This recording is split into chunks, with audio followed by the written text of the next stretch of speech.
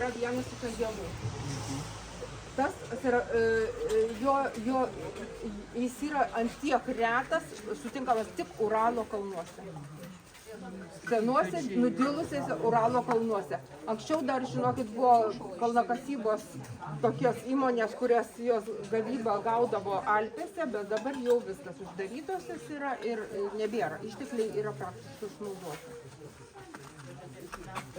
Šitas šalia esantis akmuo lygiai tą patį kristalinę gardelę kaip Serafinito, tik jis yra, aš žinau, rusiškai pavadinimas Zmejevik, o jis irgi tik Rusijoje kasamas, gyvatės akmuo, kažkas tai panašaus į, žodžiu, gyvatę. Dar labai toksai įdomesnis akmuo yra avantiūrinas. Avantiūrinas yra reikalingas širdžiai. Tai ir negirdėjote, ne? Tai yra kalio šaltinis. Avantiūrinas yra kalio šaltinis.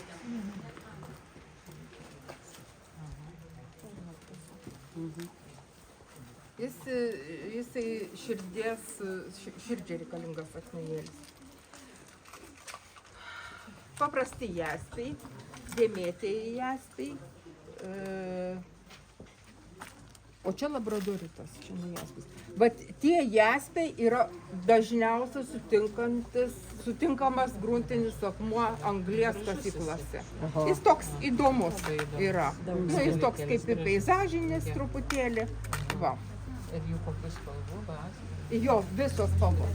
Jaspiai turi visas spalvas ir turi visas faktūras. Pažiūrėk. Gal ką nors rekomenduosi.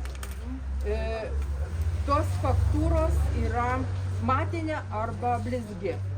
Tai vienu žodžiu, net poliruojant